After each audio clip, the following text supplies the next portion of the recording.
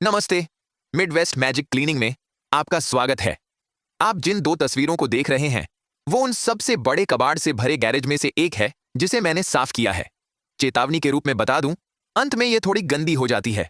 Gross नहीं, जैसे कि आप उल्टी नहीं करेंगे या कुछ भी, लेकिन सबसे खराब स्थिति में इनमें से कुछ ढेर मेरे जितने ऊंचे थे और मैं 6th फ्लोर का हूं। ये असल में 1 महीने लंबे प्रोजेक्ट के दूसरे सप्ताह काम है जिसमें एक ज्यादा ही कबाड़ भरे घर को साफ करना है। पिछले सप्ताह हमने घर के मुख्य रहने वाले तल को साफ किया, जिसमें एक रसोई, बैठक कक्ष, भोजन कक्ष, स्नान गृह, 2 बेडरूम और एक गलियारा था। इस सप्ताह हम गैरेज कर रहे हैं। अगले सप्ताह हम नीचे के हिस्से को करेंगे जो असल में बेहद खराब है, और उसके बाद आखिरी सप्ताह में हम मूल रूप से एक ट्रैक्टर बार्न को साफ करेंगे। यह विशाल गैरेज है जो खुद से काफी कबाड़ भरा हुआ है। अब तक हम 5 40 यार्ड डंपस्टर से गुजरे हैं। हम संभवतः इसे पूरा होने तक 5 और गुजारेंगे। यह अब तक का सबसे ज्यादा मात्रा में कचरा है जिसे हमने कभी किसी घर से हटाया है। यह वह सबसे ज्यादा डंपस्टर हैं जिन्हें हमें कभी एक सफाई में करना पड़ा है। यह बिल्कुल विशाल है। जैसा कि मैंने पिछले सप्ताह के वीडियो में उल्लेख किया था, इस घर की कहानी असल में चर्चा के लिए बहुत दुखद है, और साथ ही मैं चाहता हूं कि यहां रहने वाले परिवार की थोड़ी प्राइवेसी बनी रहे। वे अब यहां नहीं रहते, और जो मैं आपको बता सकता हूं कि कम से कम बेसिक जानकारी यह है कि ऐसा प्रतीत होता था कि मां कबाड़ जमा करती थीं। पिता और बच्चे असल में साफ नहीं करते थे, खुद ही सब साफ रखना होता था। और मुझे लगता है कि यह एक पारंपरिक परिवार था जहां पति काम करते थे और फिर घर आते थे और जो कुछ भी करना होता था करते थे, और फिर पत्नी घर का काम और सफाई और खाना पकाने का काम करती थी। मैं आपको बता सकता हूं कि परिवार में कैंसर था, इसलिए जब वह बीमार पड़ीडीएच गईं तो सफाई का हिस्सा लगभग समाप्त हो गया, लेकिन कबाड़ बना रहा। और फिर उनके गुजर जाने के बाद घर तेजी से बिगड़ने लगा। वे अब यहां नहीं रहते, और यही था जब वे बाहर चले गए। अब जहां तक गैरेज की बात है, उसे ऐसा दिखाने में कई कारक शामिल थे जिस तरह से आप देख रहे हैं। यह गंभीर कबाड़ जमा करने के डिसऑर्डर के संयोजन का परिणाम था। लगातार निग्लेक्ट जो बहुत सारे गैरेज में होती है। मेरा गैरेज भी काफी खराब हो गया है। इतना खराब नहीं, लेकिन पहले भी काफी खराब हो गया था, क्योंकि आप बस चीजें बाहर रख देते हैं और फिर उनके अस्तित्व को भूल जाते हैं या उन्हें नजरअंदाज कर देते हैं। इसके साथ एक मामला यह भी था कि यह खराब फर्नीचर कहीं जाना चाहिए, क्योंकि हम इसे बदल रहे हैं और हमारे पास इसे फेंकने की असल में कोई जगह नहीं है, क्योंकि हम कंट्री साइड में रहते हैं। तो चलो इसे गैरेज में फेंक देते हैं और बाद में इसके बारे में सोचते हैं।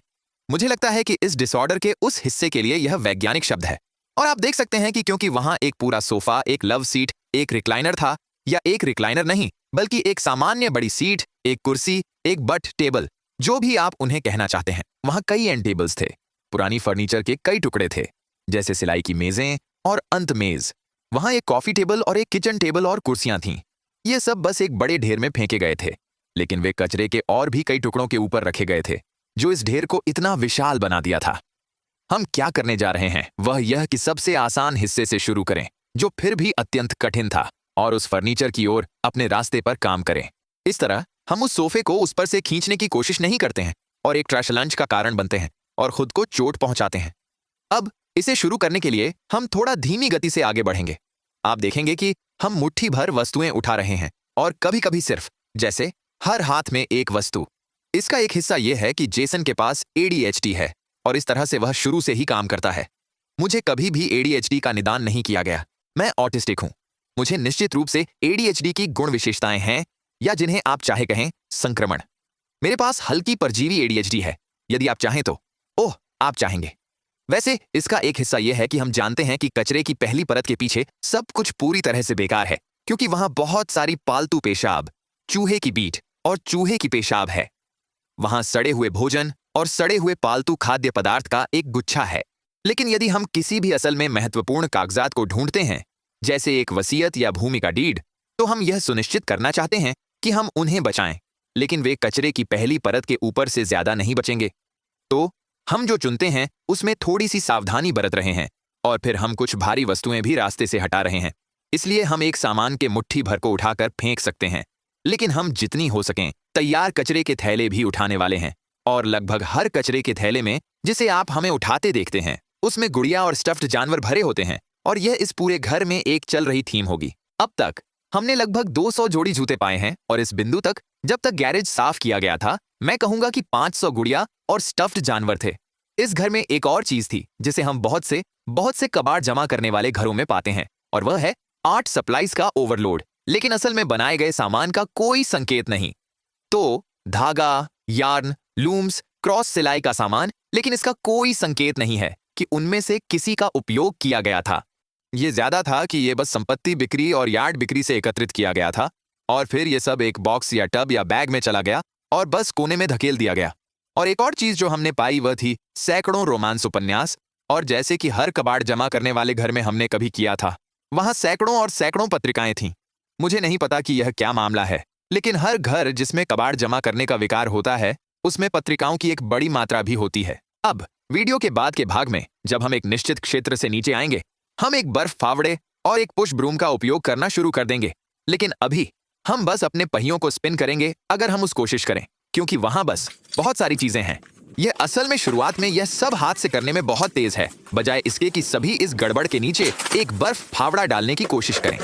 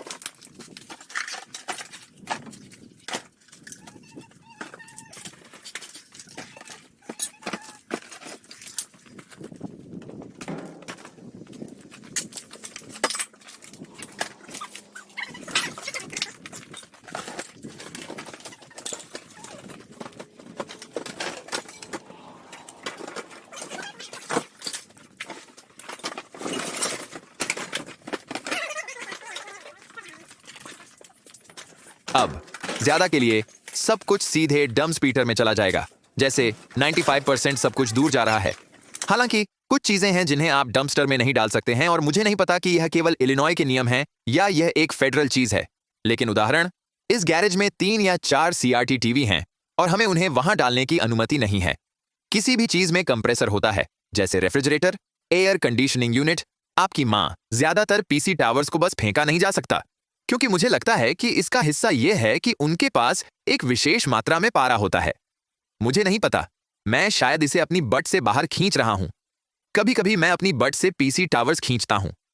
बल्कि यह भी है कि उनमें से हर एक में एक निश्चित मात्रा में सोना होता है।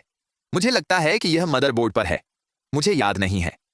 मैं बस उन चीजों पर जा रहा हूं जो मैंने सुनी हैं, इसलिए मुझे शायद इस पर रिसर्च करना चाहिए ताकि मैं आपको स्पष्ट रूप से झूठ न बोलूं। वैसे भी कारण जो भी हो, आप असल में पीसी टावर्स को एक डंपस्टर में नहीं फेंक सकते। कभी कभी लोग ऐसा करते हैं और उन्हें कोई परवाह नहीं होती। हम नियमों का पालन करने की कोशिश करते हैं क्योंकि हम इस डंपस्टर कंपनी के साथ बहुत काम करते हैं जो इंडियानापोलिस से जल है। उनको बड़ा धन्यवाद, वे एक शानदार कंपनी है। अगर आप इंडियानापोलिस क्षेत्र में हैं या असल में कहीं भी इंडियाना में हैं, वे एक शानदार कंपनी है जिनके साथ काम करना अच्छा है। आप किसी भी पेंट केन को नहीं फेंक सकते जिसमें अभी भी पेंट है। अगर पेंट खत्म हो गया है क्योंकि उन्होंने इतनी मेहनत की है बेटे, तो आप उन कैंस को डंपस्टर में फेंक सकते हैं। अन्यथा आपको किसी प्रकार के होम डिपो या किसी प्रकार की दुकान ढूंढनी होगी जो पेंट का व्यापार करती हो, जो आपको उन्हें छुटकारा दिला सकता है। और आप कुछ भी नहीं फेंक सकते जिसमें तेल या गैस हो। तो सिर्फ गैस या तेल के डिब्बे ही नहीं, बल्कि घास की मशीनें, वे एक डंपस्टर में नहीं जा सकती जब तक कि वे पूरी तरह से सूखी न हो। और तब भी यह एक 50 फिफास का मौका है कि वे आपको ताकीद दें या नहीं।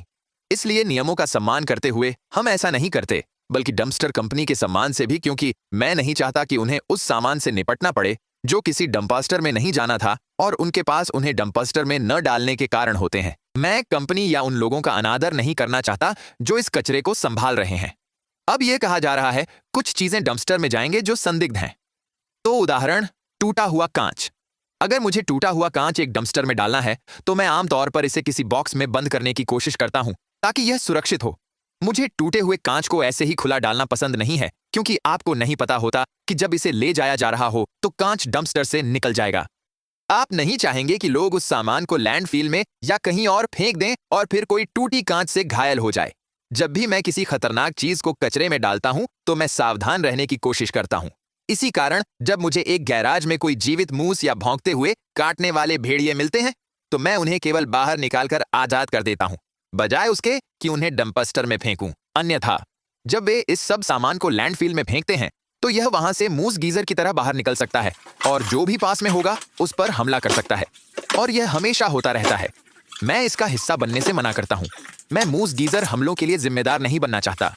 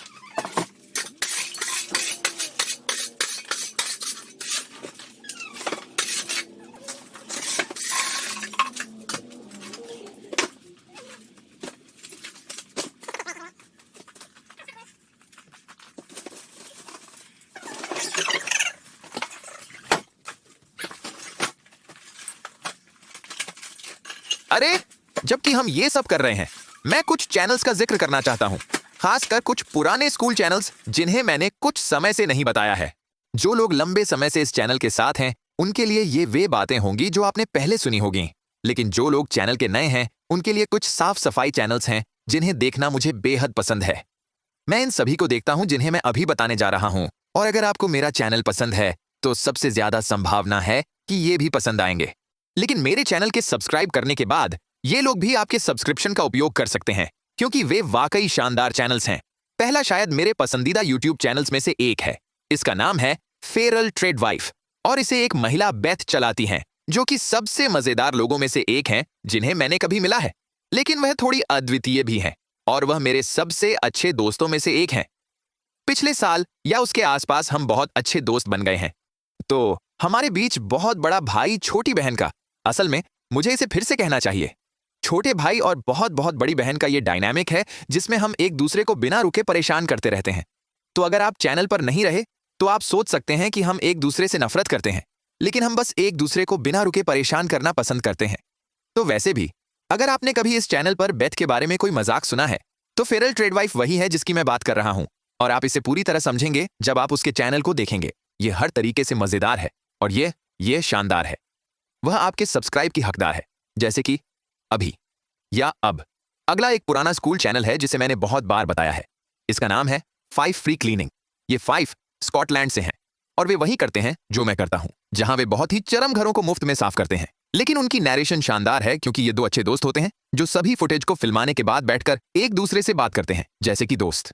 और यह महसूस करना बहुत अच्छा लगता है कि बस उनका वीडियो चालू करें और बैठ जाए और महसूस करें जैसे आप अपने दोस्तों के साथ एक कमरे में हैं, उन्हें मजाक करते हुए और कटअप करते हुए और बस अच्छे लोग होने का एहसास कराते हुए।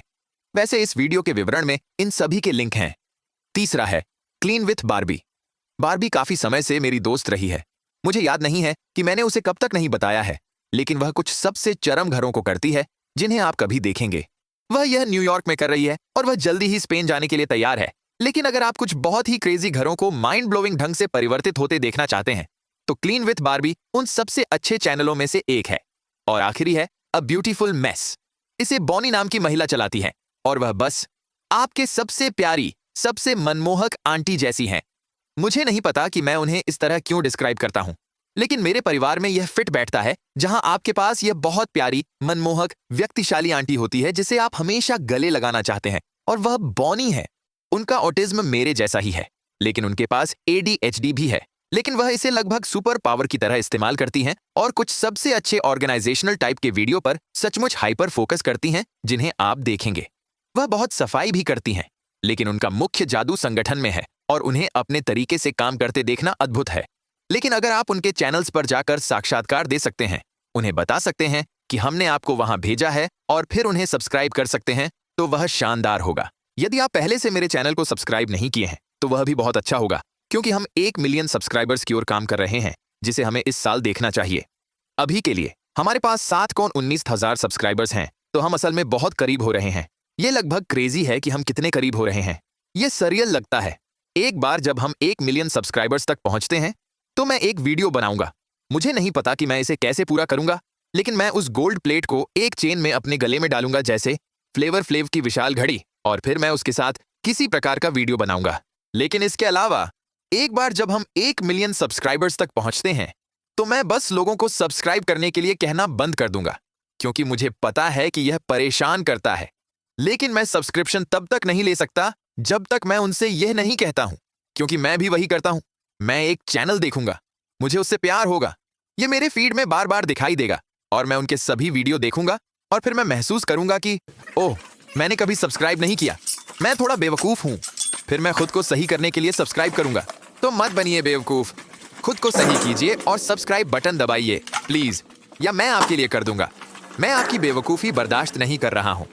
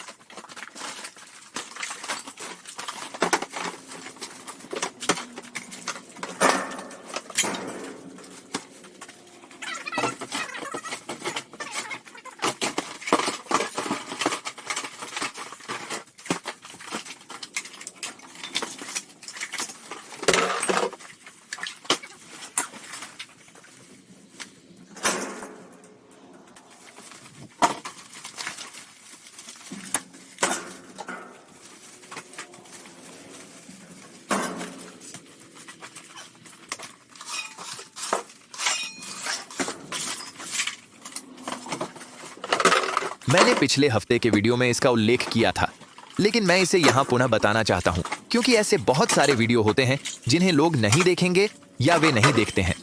तो ऐसे बहुत सारे लोग देखेंगे जिन्होंने पिछले हफ्ते का वीडियो नहीं देखा होगा, और आपके पास दान के बारे में सवाल होंगे, क्योंकि ये सब सामान लैंडफिल में जा रहा है और मैं इसे समझता हूँ। मुझे भी यह पसंद नहीं है कि यह लैंडफिल में पहुंचता है, लेकिन दुर्भाग्य से यह गंभीर जमाखोरी डिसऑर्डर का अंतिम परिणाम है। आखिरकार ये सभी सामान लैंडफिल में पहुंच ही जाते हैं। यह दुखद सच्चाई है। तो मुझे बहुत सारे लोग कहते हैं, खैर, आप इस फर्नीचर को या इन कपड़ों को क्यों दान नहीं कर सकते, ऐसे सामान जिन्हें आप साफ कर सकते हैं। और इसके कुछ कारण हैं।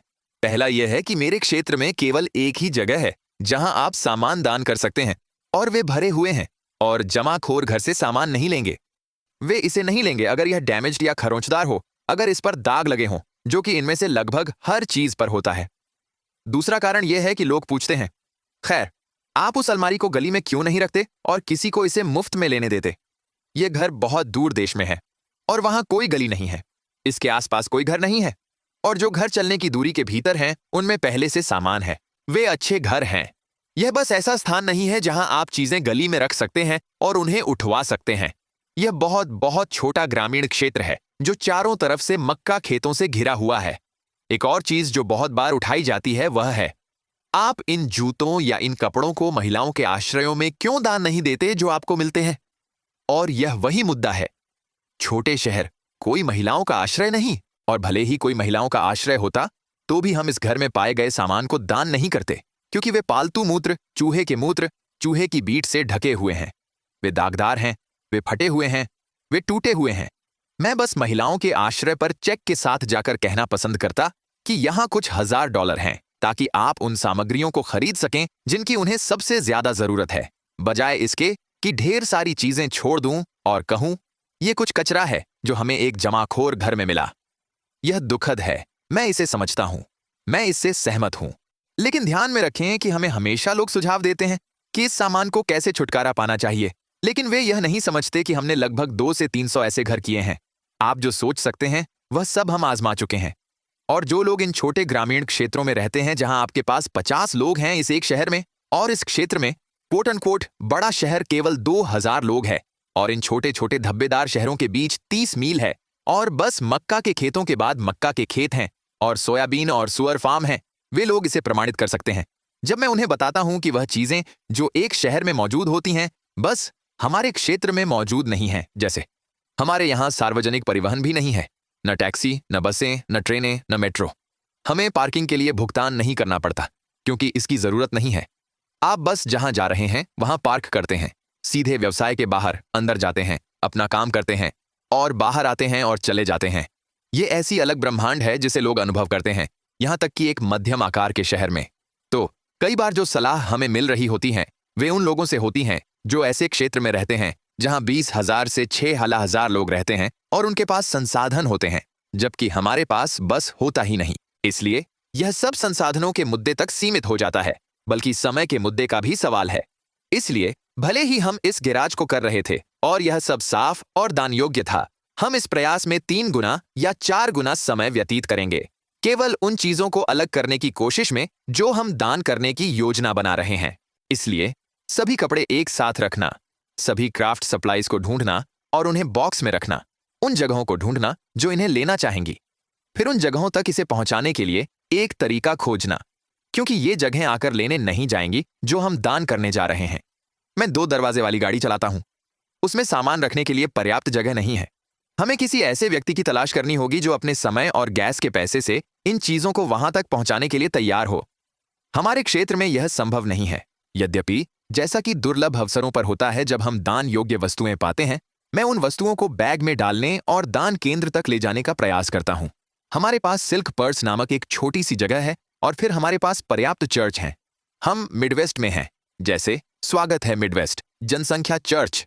तो हमारे पास ये क्षेत्र हैं और ये चर्च और वे व्यवसाय हैं जो कुछ प्रकार के दान स्वीकार करेंगे, और जब हम कर सकते हैं हम प्रयास करते हैं। दुर्भाग्य से जिन प्रकार की जगहों को हम साफ करते हैं उनके लिए यह बेहद दुर्लभ है, क्योंकि जब तक हम उन्हें प्राप्त करते हैं घर की हर चीज लगभग नष्ट हो चुकी होती है।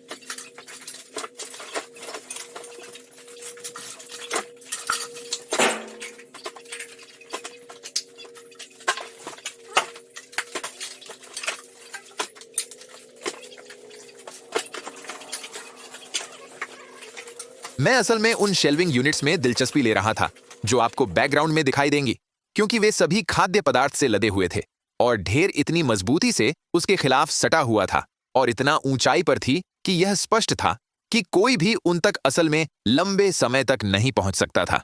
इसलिए मैं यह देखना चाहता था कि वहां हमें सबसे पुराना खाद्य पदार्थ कौन सा मिल सकता था, क्योंकि हम जानते थे कि यह वर्षों से होना चाहिए, क्योंकि ऐसा ढेर रातों रात नहीं बनता। यह लंबे समय में एकत्रित किया गया है। उन कैबिनेट्स में हमने जो सबसे पुराना खाद्य पदार्थ पाया उसका एक्सपायरी डेट 2009 था, जिसका मतलब था कि उन्होंने इसे 2008 में खरीदा। क्योंकि आमतौर पर आप कुछ खरीदते हैं, इसकी समाप्ति तिथि लगभग 1 साल होती है और लोग आमतौर पर समाप्ति तिथि पर खाद्य पदार्थ नहीं खरीदते हैं, इसलिए हम जानते थे कि यह लगभग 1 साल पहले खरीदा गया था। तो आप 2008 के बारे में बात कर रहे हैं।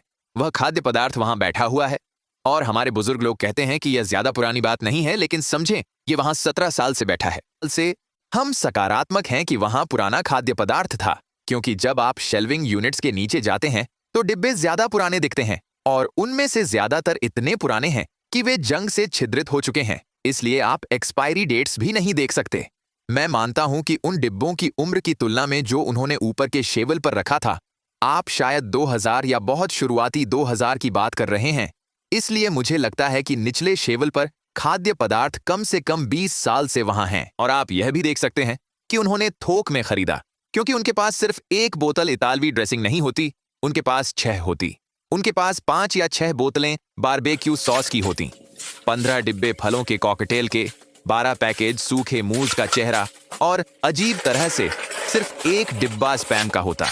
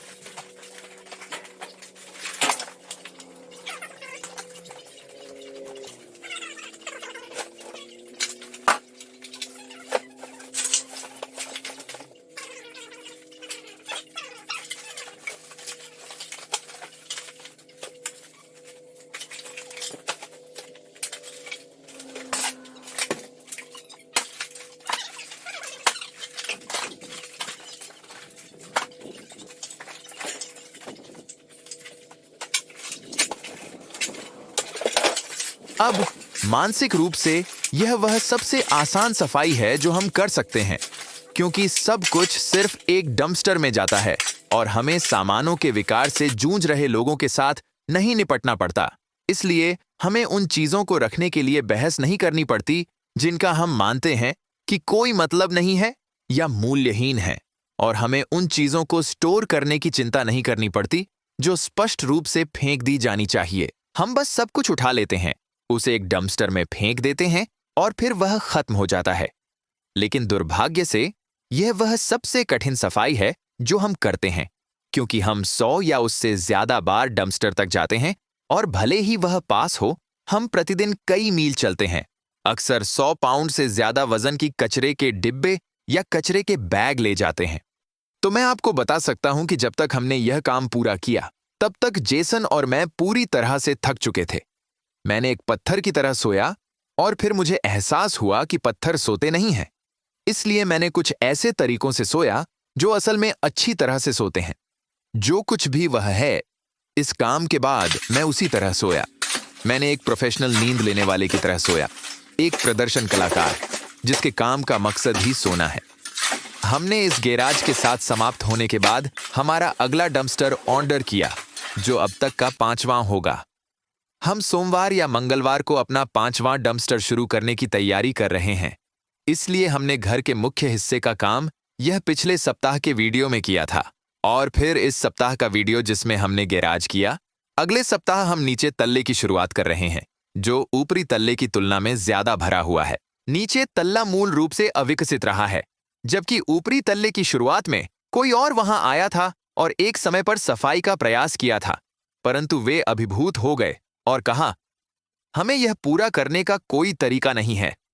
नीचे तल्ले एक मुद्दा होगा और मुझे लगता है कि यह इस श्रृंखला का सबसे रोमांचक वीडियो होगा, जो मेरा मानना है कि हमें इसे करने में 4 वीडियो लगेंगे। इसलिए इसे करने में 4 सप्ताह या 1 महीने लगने वाला है। मुझे इसका हिस्सा शुरू करने का असल में उत्साह है, क्योंकि मैं देखना चाहता हूं कि जब सारा कचरा हटा दिया जाता है तो यह कैसा दिखता है। मेरा दूसरा हिस्सा सोचता है, हे भगवान, जब हम यह पूरा करेंगे तब तक मेरा शरीर मर चुका होगा।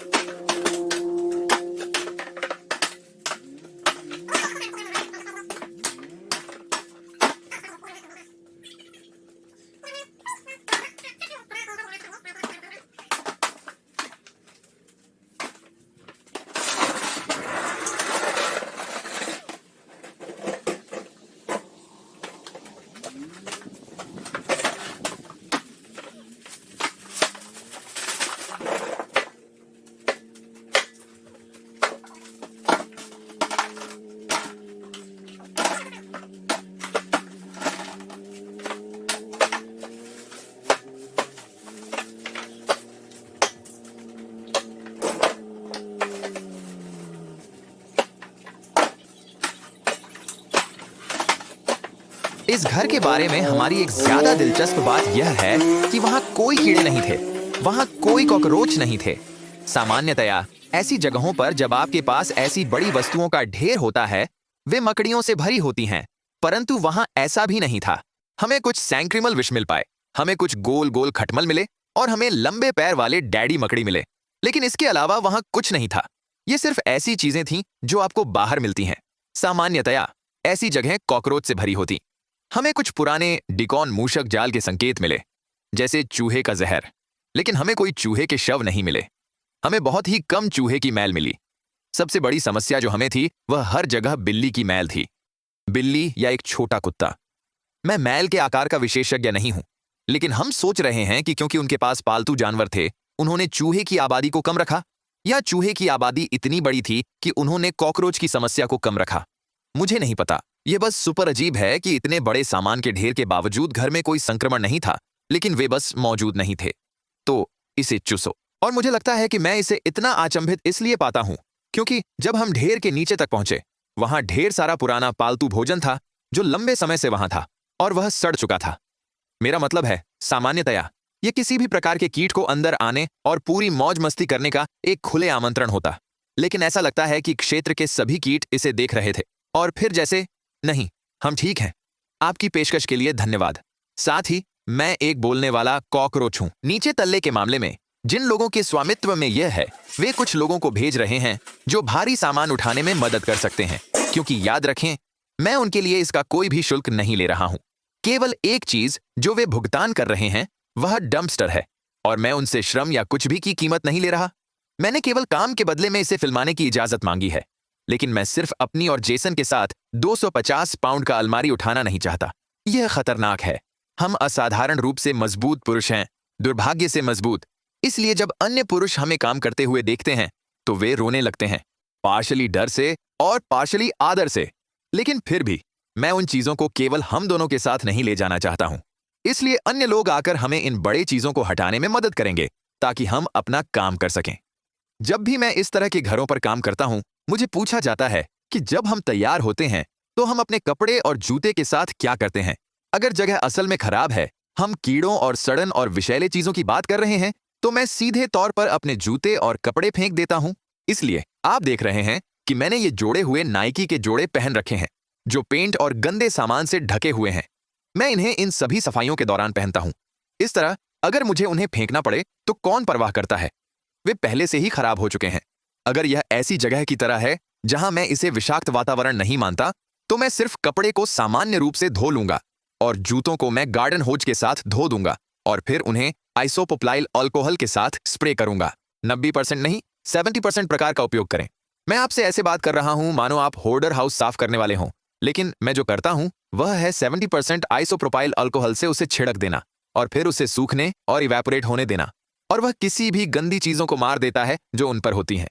लेकिन हाँ, अगर मैं पूरा का पूरा होर्डर हाउस गंदी चीजों से भरा देख रहा हूं और मैं उन्हें देखकर कह सकता हूं कि वो ऐसे हैं, हाय हाय, तो वे सीधे कचरे में जा रहे हैं। और कभी कभी मैं जेसन के साथ भी ऐसा करता हूं। तो जैसे अगर वह बड़े होर्डर हाउस में मेरी मदद कर रहा है और वह घिनौना हो जाता है तो मैं उसे डंपस्टर में डाल देता हूं और फिर वह खुद को लैंडफिल पर साफ कर सकता है और खुद रास्ता बनाकर घर जा सकता है। लेकिन जैसे वह मेरे साथ मेरी कार में मेरे घर वापस नहीं जाने वाला है, उसे खुद ही चलकर जाना पड़ेगा। फिर से, अगर आपने सदस्यता नहीं ली है तो अब एक अच्छा समय होगा ऐसा करने का। इस तरह से आप इस घर के साथ जुड़े रह सकते हैं जैसे हम प्रगति कर रहे हैं। अगले हफ्ते बाद हमारे पास कम से कम इस जगह पर एक और वीडियो होगा और फिर हम अगले घर की ओर बढ़ेंगे। यह कहने के बाद सदस्यों, मैं आपसे बुधवार को मिलूंगा। बाकी सभी अगले सप्ताहांत आपसे मिलूंगा। बाद में मिलते हैं।